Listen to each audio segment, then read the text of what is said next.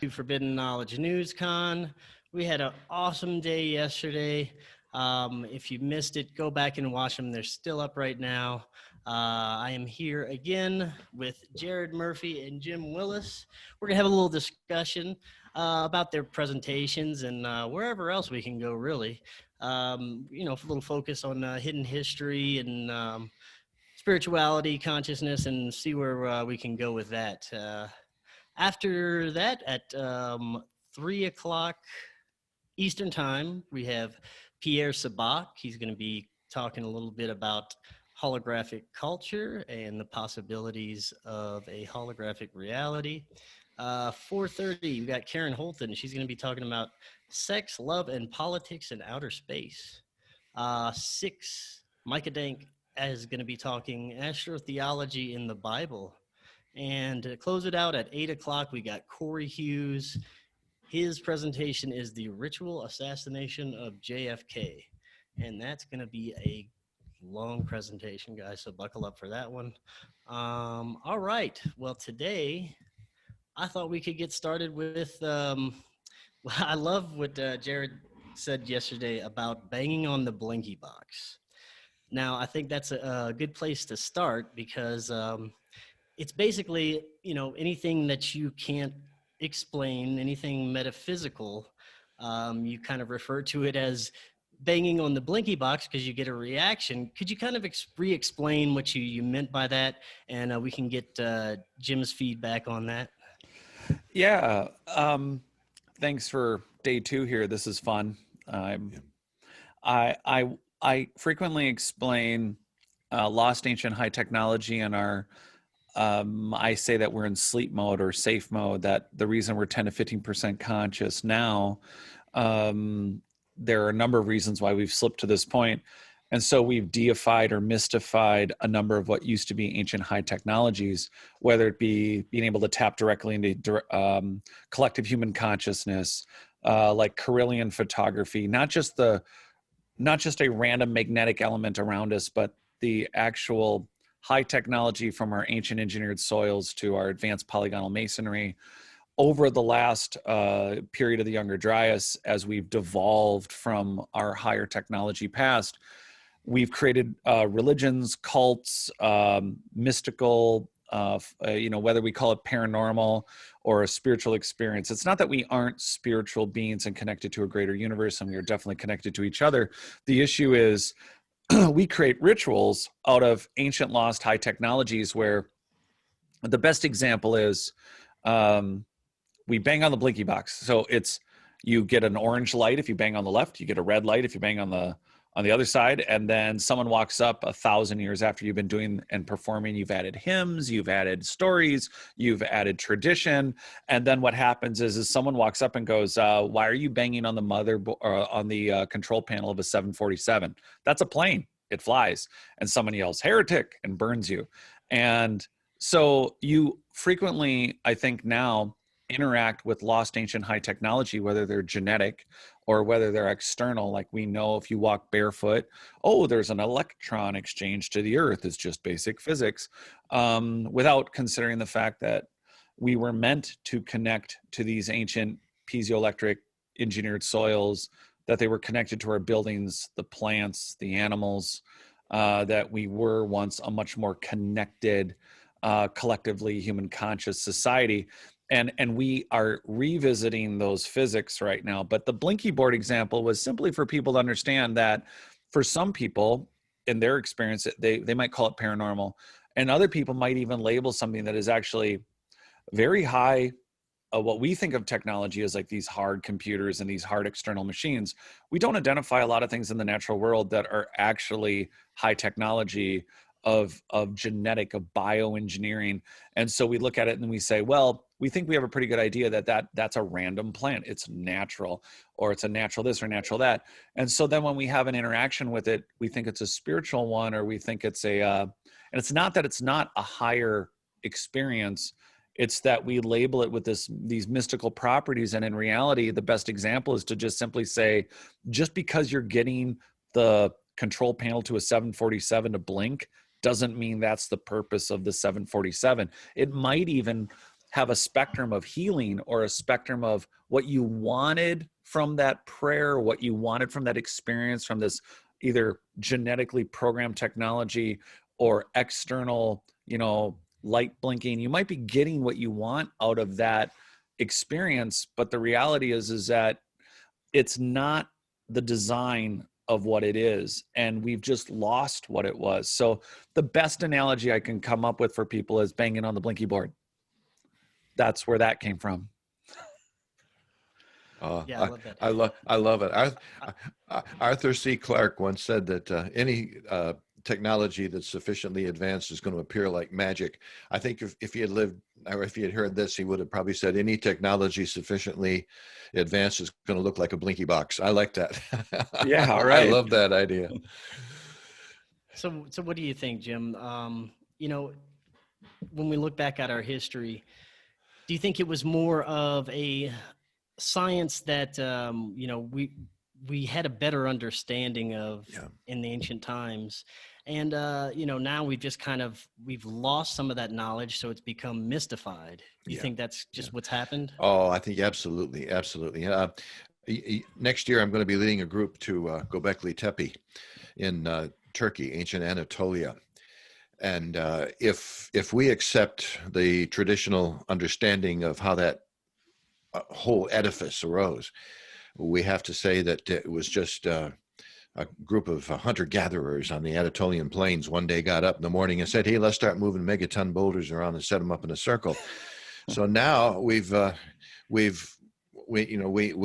at it, and we've only excavated 5% of it. I mean, it's like looking at Stonehenge, except magnify it by 90% or 95%. That's how much bigger it is.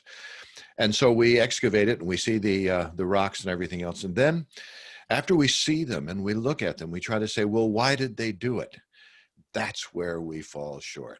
They had a reason, a powerful reason to go to all that work. We don't know what that reason is anymore. We can begin to try to understand it. But when we speak from our pedestals and our pulpits and say, this is what they were thinking, no, I think Jared's completely right. They understood something that we have devolved from, not that we have evolved from. They had reasons for doing all of that, big reasons, because you can't get that many people involved in a project that big unless they're interested for a really, really good reason. What those reasons were, we just don't know.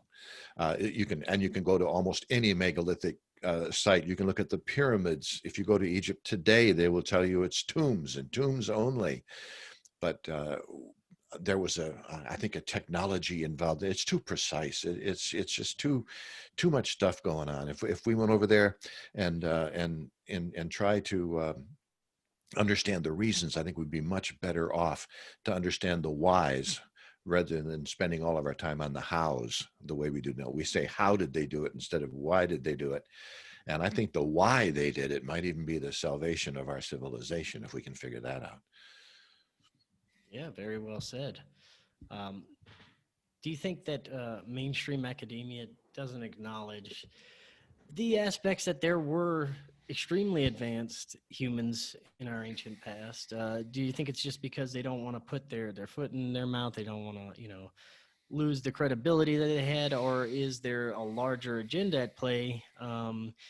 Possibly hiding free energy technology. Pharmaceutical companies threatened because of certain aspects of potentials that we had. What do you think? Yes, to all of it. I think a lot of it is just plain human ego. I was a professor, and I know you start up to teach a class that you've taught for 5, 6, 7 years, and you got the same lecture notes. And although you don't want your students to realize it, you have to give tests. So sometimes you give the same tests.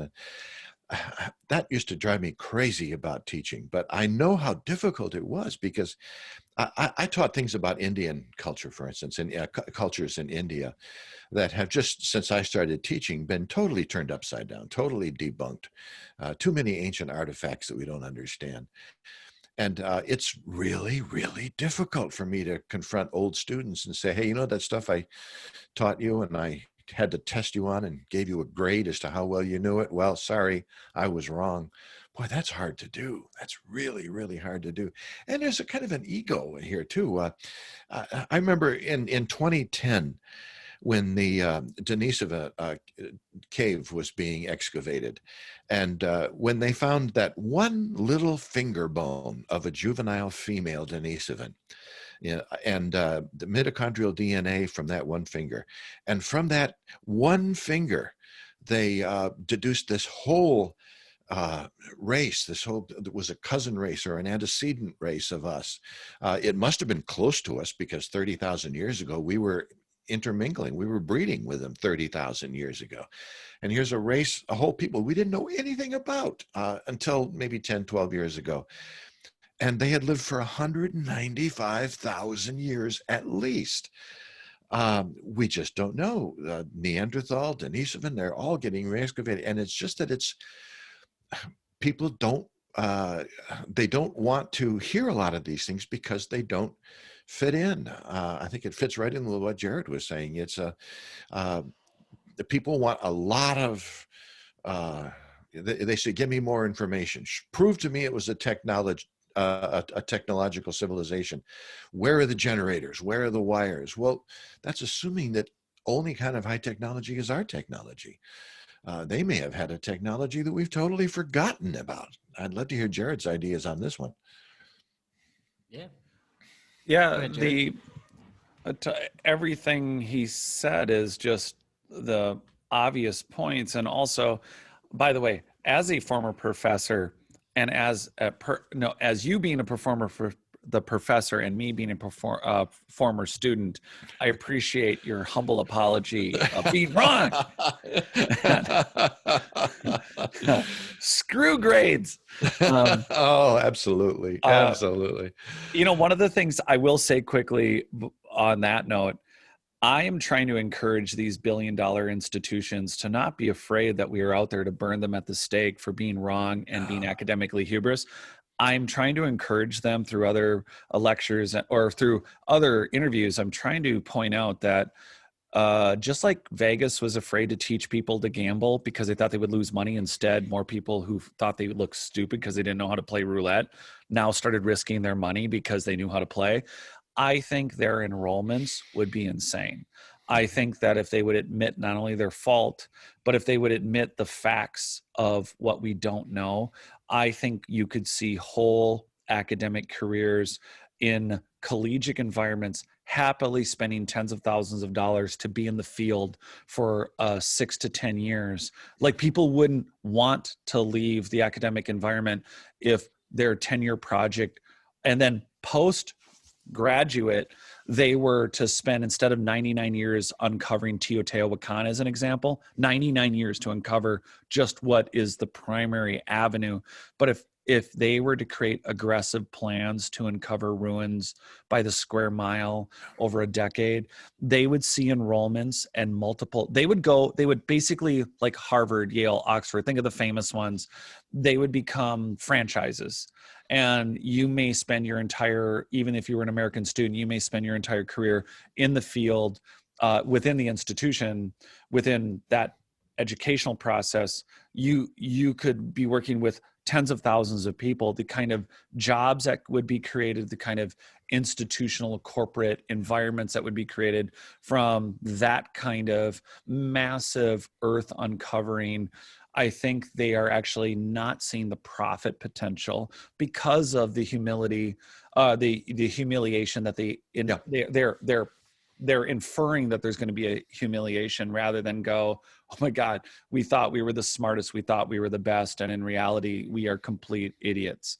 And that's not the case. It's just, we all built off of we all have to be ready to be wrong. I have my existing theories, and we could be wrong.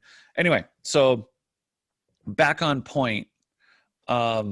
What was our original point now? Where was I going before that digression? We were kind of talking about modern academia and how, why they won't acknowledge certain Yeah, things. I'd love to go on from what Jared was talking about, because yesterday in my presentation I talked about the Clovis first doctrine, which was here in the Americas for the longest time.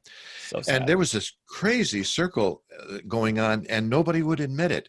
The Clovis first people would say, well, this is it. Clovis first is the one. And someone come along and say, well, I've got a Meadowcross shelter. I've got a topper site. And they say, well, okay, it's interesting, but it doesn't make any sense. It can't be because Clovis was first. Well, give me some money so I can study it and find out if it predates Clovis. And then the Clovis first establishment would rise up and say, we're not going to give you any money to study if there was anything pre-Clovis, because we know there was nothing pre-Clovis. So they couldn't get tenure. They couldn't get money. That doctrine lasted for 100 years in America before it went into shreds. Now we're readily talking 100,000 years, 135,000 years ago, people here in America. And who knows, if we want to go way, way back, who knows how far we can go back. But nobody will put any money into it. Why? Because they're sure that nothing came before. So how do they know that nothing came before? Because they haven't found anything. And why haven't they found anything? Because no one will provide the money to look. It's a vicious, vicious circle. And I am amazed to this day, having been a part of academia for so much of my life, I'm amazed to this day that nobody is pointing out what seems so blatantly obvious as what Jared just said. Yeah, I'm going to use that Anything as my to add to ringtone that, Jared? now. What was that? I'm definitely using that as my ringtone. Okay. What Jared said. Yeah. What Jared said. I'll preface it with Jim Willis, former academic, said what Jared said. What Jared said. But I think one of the, override, Chris, one of the things that the overriding points, and then Jim built on it in reference to Göbekli Tepe, 5% of a site gets dug up. And that's as classic standard academia included. And they make amazing assumptions like Denisovan, we didn't know they existed yet. Then you build a whole anthropological study, and you're yet again, we need some loincloths, we need some grass huts, and we need whole logs, because they knew how to work with stone, but nobody knew how to shape wood. So the only thing to do with wood is to pick up sticks, make a thatched roof, but build really complex 25 to 30 foot pillars and really complex carving. But shit, we don't know anything about how to carve wood. Yeah. Nothing. So it's just going to be whole trees and sticks and twigs. And like a very good point that Jim made. Well, we're done skinning animals for the day. You know what seems like an easy, fun afternoon in all of our free time? Let's build large megalithic pillars and place them really well. But then let's get bored or frustrated or tired or, I don't know, ADD. And then we're just going to fill in around those giant megalithic pillars with river rock. Yeah. Because that is anyone who's in the world of, again, instead of a sociological, anthropological, you scratch my back, I scratch yours paper world that you sit behind a desk, anyone who does anything with construction, no one builds like that. If you run out of material, you get more. You don't build and use the tools that create these large pillars, which again, like the Antikythera device, no one was supposed to be doing what was found. Here's the premise for this, the goggles. Stonehenge, like all the standing stones and dolmens around the world, even though they show signs of being squared, polished, well-sided, and then weathered for tens of thousands of years, somebody drags or builds Stonehenge. And by the way, not the Stonehenge we see. That's a modern interpretation. And then, just like Göbekli Tepe, they notice a henge that's like a mile in diameter that was near Stonehenge. What if that was the original henge? And what if it wasn't a henge? What if these are just megalithic support columns to an ancient structure that was once like wood and multi-material above it? Yeah. But they drag it, they set it up. And then you have a culture at Göbekli Tepe where, yet again, no one in that period was supposed to build like that, but that's based on an assumption that our history is lineal. that we were all in loincloths and we are the most advanced as we ever are. So when you filter it through that lens that has been hardwired, and literally it's almost hardwired, because you're brought to natural history museums and you see people in loincloths and killing woolly mammoths with spears. And clearly we went from there to where we are now. Yeah. And so that's the problem with Göbekli Tepe is, oh, wait, but just like the Clovis First, which is just so lunacy, we have Huaylaco, Mexico, that Michael Cremo has championed, Virginia Steam McIntyre's work in 1960s. And you have them being crucified for saying geologists are the shit. They are looking at the science of the rock. There is no going around it. Anatomically correct humans had a campfire in northern Mexico at Huaylaco, approximately 275, they guessed 275 to 330,000 years ago. Then Michael Cremo goes around and talks about it for over 30 years. And then now there's new geological evidence that says, well, it's looking to be 330 to 500,000 years old, way blowing the Clovis First. And if you just look at the facts, if you would just table all the facts, then you can have a more honest conversation, which then includes, one, Göbekli Tepe, and by the way, six tepes that are like, and that Göbekli wasn't even the first one. So it's not like a bunch of hunter-gatherers, which is the story, which, by the way, when I started doing my research 5 years ago on my book, it was, oh, hey, there's like this place called Göbekli Tepe, and it's one of a bunch, and there's like 12 to 18,000 years of history here. Now, even in the alternative world, why the hell is everyone suddenly just saying, oh, it was 12,000 years ago? Jim, can you figure that one out? No, it is crazy. And when you stop to think about the magnitude of this, Jared was talking about, for instance, Durrington Walls. I think you're mentioning, right, near Stonehenge, 2 miles away, 1.2 miles in diameter, 20 shaft holes. As many as 30, perhaps 16 feet deep, 32 feet in diameter, some of these places. And people just don't do this if they're looking for something to do in the afternoon. It's just, they have to have a big reason to such a big thing. And nobody knew about it. When I was out at Stonehenge last, it was some time ago now, but nobody had even heard of Durrington Walls to speak of.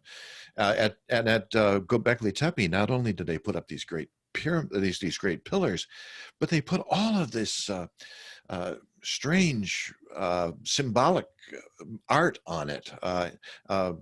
Bas-relief animals and strange peck marks that seems to illustrate constellations in the sky. Something big was going on, and we just simply have to put our money and time into this so we can understand, because those people, they were the predecessors of our civilization. We need to understand what they're doing, because it very well could be that we're at a cusp where if we don't understand the kind of connections that they had, we could find ourselves a lost civilization, being a lost civilization ourselves. I think it's important not just to look back, but to look forward. I think these places show our future, not just our past. Now, Jim, are you familiar? Have you heard Jared speak about engineered soil yet? I mean, the engineer, I haven't heard Jared speak about it, but I assume you're talking about the engineered soil, for instance, down in the Brazilian rainforest and that kind of thing. Right. Well, it's a lot more abundant than that, right, Jared? Oh, yeah. I mean, it's all over the world, but that's where, yeah, right. That's awkward for the timeline, isn't it? Oh, awkward is right. What's your thoughts on that, Jim and Jared? If you have any, more details to add about engineered soil. Well, we'll have to have Jared go into this deeply. The part that I'm most familiar with is along the Brazilian rainforest. When we assumed that the Brazilian rainforest along the Amazon River, the Amazon rainforest, I mean, along the Amazon River, we just assumed that was a natural virgin forest, that grew there. No one had ever been there before. But the first Spanish expedition that went down the Amazon River, it talked about, they left journals. They talked about great cities and huge earthworks and stoneworks and all this kind of thing. But people said, well, they can't be, because number one, 50 years later or 100 years later, when we finally got around to looking, we couldn't find them. Well, why not? Well, because probably the inherited diseases from all of the Spanish that came down was wiped out hundreds and thousands of people. But then we didn't see the cities themselves, and we discovered that the rainforest was the explanation given. Well, the rainforest, the soil is not fertile enough to be able to grow the kind of crops that support that kind of people. And then they discovered this great magic soil that was manufactured by the people that could grow. And now we're finding it all over the place. But it was amazing what previous civilizations could do. Jared, I'd love to hear your thoughts on this. You've looked at it more than I have. Yeah, it's awkward in that the recipe for terra preta in Brazil is a recipe that's found in North Africa. And, Yeah. and here's a key point, something I've never talked about, actually, and I'm only going to say that because so many perspectives and things to cover. And what's important is that we've now found that the Sphinx in Egypt was said to have had a deluge of rain. And the last time that would have happened would be at the end of the last ice age, like 30,000 years ago, which I think coincides a lot closer to, I think, as old as these megalithic structures are. But Northern Africa has now been established to be likely tropical as early as 6 to 7 or 8,000 years ago. So something that's going on in the world, I would call it nanoarchaeology, is that in Doggerland, there's been some new articles and new scientific papers about sedimentary remnant, saltwater sedimentary research that is discovering the original flora and fauna of Doggerland, which above ground, even 4,000 and 6,000 years ago, but in its entirety between 8,000 and 15,000 years ago. And I think how that relates to engineered soil is that we have dune after dune all across, the desert of North Africa. It was not a desert.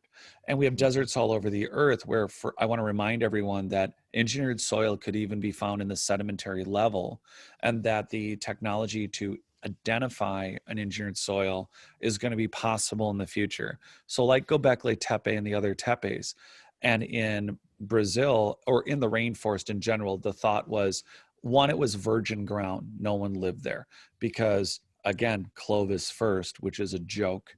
And then it's, let's move on for those who want to take this seriously. And instead of some childish academic hubris, I just don't have time.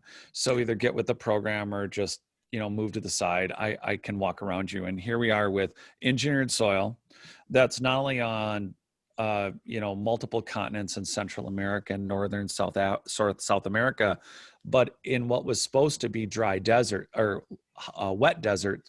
The continent, as we ironically deforest the rainforest, we started finding earthworks. This is like in documentaries, even into the 90s and 2000s, where they're showing hectares of land that have been cut for forestry to find that there's ancient earthworks. And the question then is, oops, if this isn't virgin, is it actually a managed forest? Was the rainforest, like other forests around the world, and this engineered soil, all part of a designed network, is my point. And then here, when it comes to engineered soil, in contemporary post-Younger Dryas times, did they learn how to do slash and burn? That's not what this is. Engineered soil is, it filters heavy metals. It has carbon dioxide filtration. It does self-propagation that a professor in Kansas has been researching. Like, why does it maintain itself? We have to do crop rotation. Terra preta just kind of manages itself. But then later, after some cataclysms, it's clear that dynastic people adapted sites. They were maybe somewhere else, and they came across a large abandoned city with megalithic blocks, and they incorporated those megalithic blocks with their mud bricks, with their small manageable stones. And it is very clear from South America, Central America, to all over Europe and Africa, that much of this work, this dynastic work, is rebuilds of a prior culture. And so them managing and continuing to use a soil that's 12, 15, 18, 20 feet in some places. And it's not like there's like, hey, there's a university deciding, let's go look for all the engineered soil on the planet. That is a narrative disruptor. So the bigger light that I wanted to shine right now for everyone is we have Chernozems, which is another engineered biochar soil. It's in Canada. It's in Minnesota. It's all over the Great Plains. It's in Europe.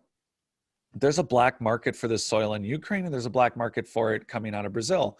But we're seeing, even in contemporary periods like Göbekli Tepe, whole earthwork cities, which could be on top of megalithic cities or remnants of megalithic cities, or like now the 150 tribes on earth, give or take. There are always ancillary tribes that live near or around or away from advanced human societies.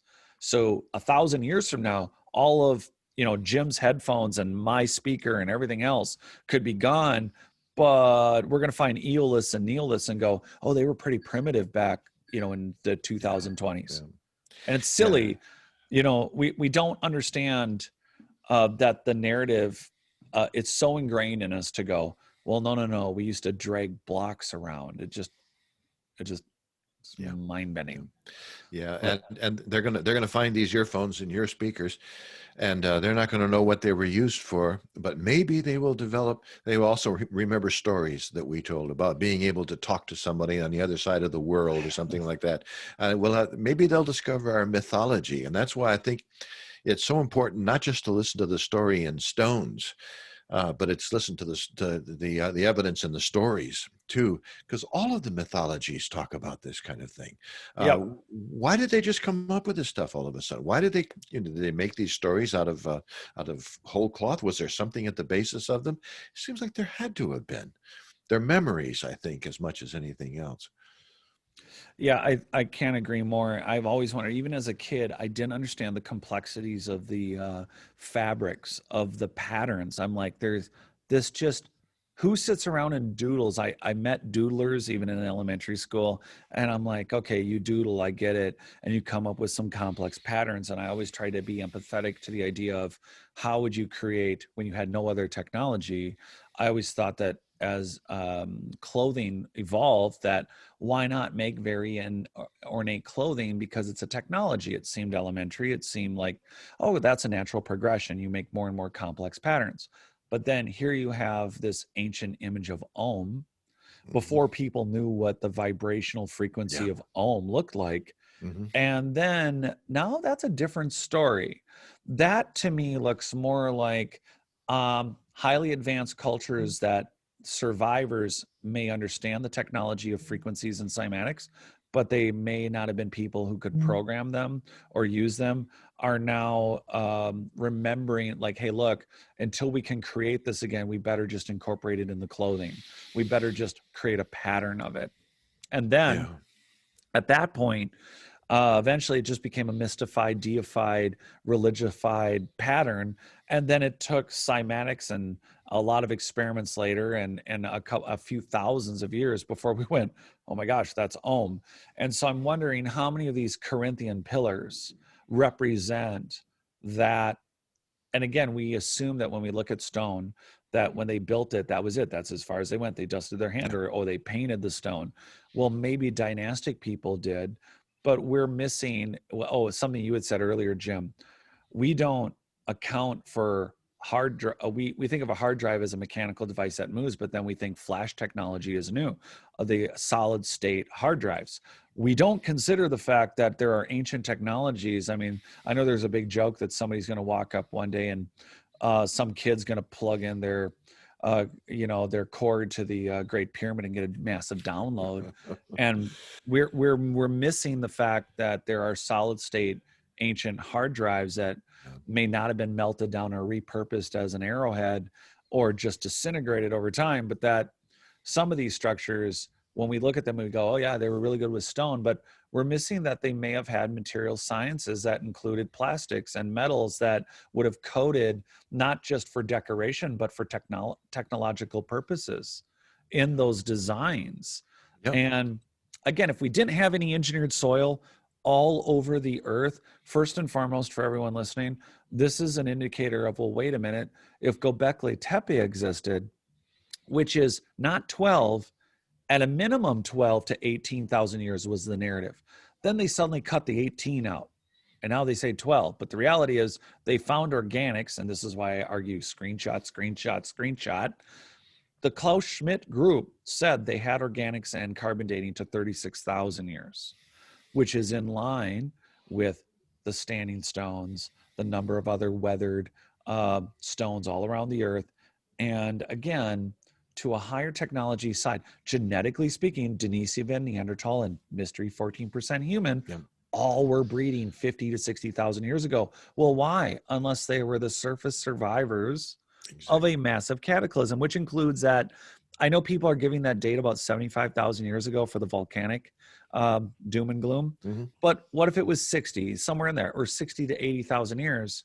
I think we're looking at that global society that is responsible for all these pyramids and megalithic structures pre that date, not the Younger Dryas, which I know everyone's just getting excited about going, ooh, Younger Dryas. And everything was cool before that. But I don't think we also draw a picture of loincloth rock banging people.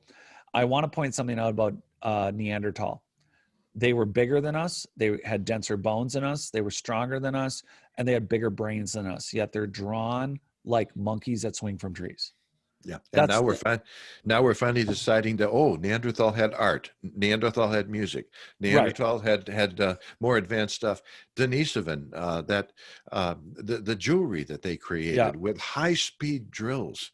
Now, how did the That does not Denisovan look do like that? simple people. It does not look like a simple people at all. No, They're- and those, like you said, all the slivers of truths are hidden in these dynastic religions. And Yeah. I think it's very important for us as Westerners, believe it or not, to really, really, really do everything you can to get a hold of the Hindu Vedas, Yeah. not for the sake of spiritual enlightenment even, but just for the sake just to of read them. Yeah. history. Yeah, the Popol Vuh, when you look at the Mayan text, when you look at even the Olmec mythology that comes out of there, talks about the strange people who came out of the sea to the east, and who taught them the arts of civilization, and who could sit in one place and see what was going on all around the world, who could sit in one place and talk to people who were miles and miles and miles away. That's exactly what we're doing right now.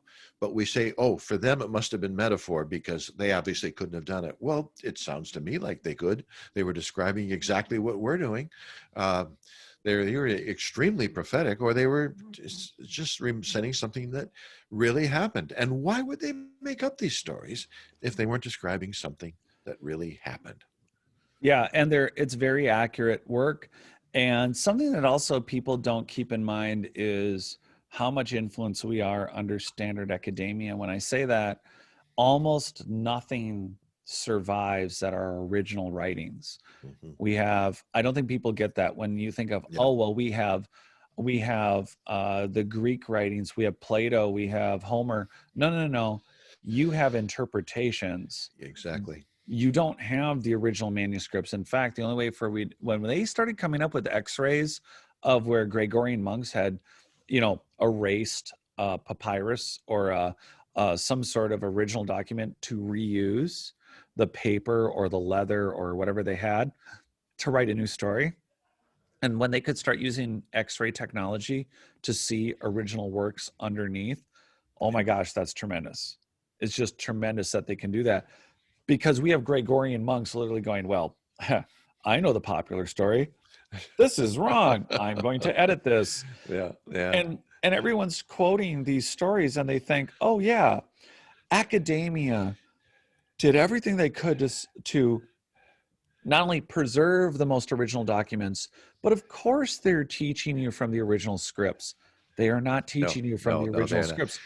How does no one, Jim, honest to God, from your experience, I have a question for you. So why don't collegiate students understand? And more importantly, also, I'm going to throw a longer question out. Why is it so hard and I don't mean because you're not you or me, or that it's an atheist responsibility. How is it constantly mixed? The amount of jumbled scraps of memos that were put Boy, together to create. boy, did you just give me a setup. Here we go. Commercial. Couple of days ago, my book Censoring God came out, and it's exactly about that kind of thing. It's a whole book about the history of the lost books that didn't make the Bible. But also in the midst of all of this, we talked about the Dead Sea Scrolls. Oh, finally, we've got some originals. No, the Dead Sea Scrolls, many of them, the copies that we have are 2,000 years old, but they are based on texts that were written 2,000 or 3,000 years earlier. Now we're talking a long, long time. There is always, here we go, there's always a committee that stands between us and the ancient knowledge, it seems. There's always a committee that decides to censor what we're going to get and what we're not. And we know they must have been very secretive, because not only did they decide what texts were going to be into the great religious texts of the world, they went and burned all the rejects and buried them. Because they didn't want anybody else to know. They didn't want us peeking in the wastebaskets, after their meetings. And as a result, we're seeing copies of copies of copies. We're not seeing the originals. In the Dead Sea Scrolls, for instance, the great copper scroll that everybody was talking about, nobody knew that there was a text buried right underneath it until we used the kind of technology that we use at NASA to look down underneath and see that there were these things. The ancients were just so in tune with something that we are not in tune with. We like to say, well, what was it? What did they know? What were they in touch with? How were they entangled with all of this? And I'd love to say, I know. All I can say is they were in touch with something that we've forgotten. The amnesia thing comes in. They have a lot to teach us. I really do believe that. That's so true. Yeah. Oh, go ahead, Chris. Sorry. No, I was just going to go back to when we're looking at the ancient peoples and the different kinds of humanoids that we had throughout our ancient past. Especially when we look at like the Paracas skulls, elongated skulls, people are automatically going to go to aliens, like you were talking about last night, Jared. But you also mentioned how it just could have been a different type of human. How there could have been, many different types of humans, and we could have had elongated skulls as one of these, as Well, one of these offshoots. if you take right now some of the probably the most controversial figures accepted by academia, pretty much everybody says humans go back 200,000 years. Now they're saying 300,000 years. That's fairly common, and maybe 400,000 years. Let's go back a whole lot more. I mean, let's go back 1,000,000 years. And let's go back to Heidelbergensis and all of that, and where they say that the Neanderthal and Denisovan broke off from Heidelbergensis a couple of million years ago. Now let's say that, okay, we'll give you 2 million, we'll give you 4 million years. How much time is that when you're talking about a world that is as old as ours? How much time before we ever came along, how many civilizations could you dump into that gap? Plenty that would have more time than we have to rise and fall and rise and fall. Why are we so egotistical to think that somehow we were the first and we're also the last? Given that amount of time, man, you can dump a lot of civilizations, even in American history. If you talk about how long the American continent has been here, and let's give them 100,000 years that humans have been here, maybe even more. But what about before that? How many civilizations could be dumped even into that 100,000 year period, to say nothing of all the time that came before? There's plenty of time. All it takes is our imagination and our intuition and our will, and frankly, the money to study it. What could we find? You can't find what you're not looking for, and we're not looking for them. That sums it up right there. It's literally, we have too many examples that if you're a young student, or if you're somebody who's interested in history, what is the common sense of saying, well, we don't have to dig any further because we know there's no culture before that? That's insane. We just don't dig deeper, even though we see stuff sticking out of the ground. That's just not accurate. That's not what's going on. It makes no sense. Yeah. A classic example is right about 40 miles south of us. Al Goodyear was working on the Topper site. And Al Goodyear was a Clovis first guy for most of his life. He worked with the college system here in South Carolina.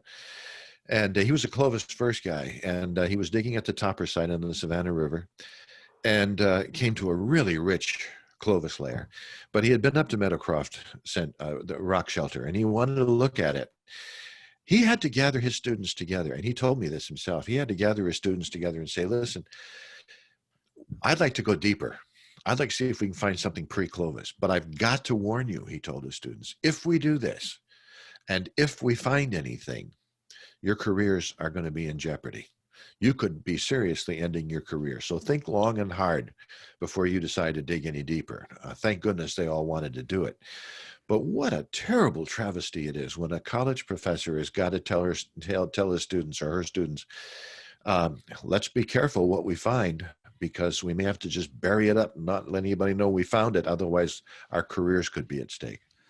I can only hope that there's so many pieces of evidence that despite the number of people who have been digging in the places we've been looking, that they just can't ruin it all. Yeah. Despite all the adaptation, dynastic repairs and work. I try to remind this to people who own homes or condos. Sinks don't last that long. Roofs need to be replaced. Things burn out. Accidents happen. Remodeling is done just in 20 years, 30 years, 40 years. Things don't look the same. So you take dynastic people who have been remodeling and managing a space for 2,000, 3,000, 4,000, 6,000, the entire length of the known Egyptian, Mayan, Aztec, Olmec, Toltec, you fill in the blank culture, and you think anything's going to look the same. I mean, you can just look at the streets of any old American city. They don't look the same as they did when they were founded or during the gold rush or during or after the Civil War. It is mind-bending how things change over even from the roaring 20s to today in the last 100 years. They're not the same. It's not the same building materials. It can be, but the amount of mutation in just 3 generations is tremendous. And so we take it for granted. Couple of years ago, I was on a solo research trip looking at the mound building cultures in the lower Mississippi. And I had to go down to where it all began at Poverty Point. And I was really anxious to see this place. That's where theoretically the mound building culture was supposed to begin. And so I got there the day before, and it was too late to really go out and do anything next. So I stayed in a nearby motel. And as a result, the next morning I was the first one in there, and I found the head archaeologist. He was I'll call him a kid. I'm 75 years old. I'll call him a kid. But he knew all of his facts. He had it all set. And I walked in, and for about, maybe 15, 20 minutes, I was the only person in the museum where his office was. So he saw me looking at the arrowheads and the points and the digging tools and stuff. And he came out, here was this archaeologist, and he was going to tell me all of this. And I didn't want to cause a fight with him or argue with him or anything like that. After all, it was his place and I was the guest. So I was looking and he was telling me and raving about, can you imagine all this happening? So and so and so and so. And I said, yeah, I can just see it. So just to make conversation with him, I said, boy, since Graham Hancock's book had just come out, America Before, it had just come out. And I said, boy, since Graham Hancock wrote his book about America Before, you must be getting a lot of people in here. I mean, after all, this is the book where Graham Hancock was arguing that civilization in America, people in America, human presence in America might have gone back 135,000 years. So I said, since Graham Hancock wrote his book, you must be having a lot of people come in. He looked at me. I could see the barrier go up. And he said, I have never read one of Graham Hancock's books. And I said, well, why not? All of your visitors are going to be reading them. Don't you want to know what they said? And he gave me the scientific reason why he didn't read Graham Hancock's books. And his reasoning was, are you ready for this? This is verbatim. Because Graham Hancock is an idiot. Boy, how's that? For scientific reasons, for not looking at the research that somebody has put in to a project that you're working on. that kind of, Academia, yeah, the that first kind social of, media. there it is. There, that kind of closed-mindedness. I just, thank goodness somebody else came in, or we would have been having a real argument before before any longer went by.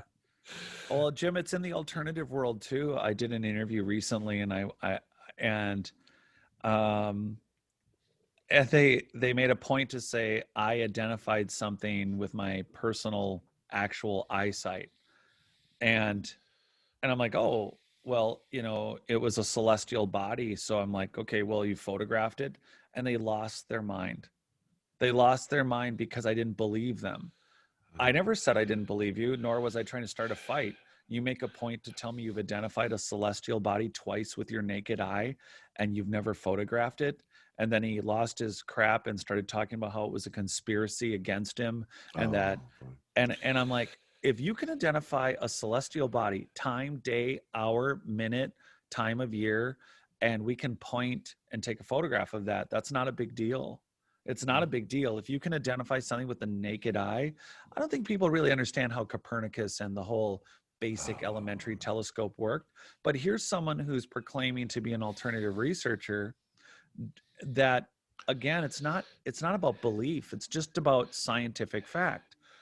And if in the case of someone, like, I'm not going to try to convince you to read Graham Hancock's book, but at the same time, if you're going to state that you can do something with your naked eye, you can repeat it with a telescope.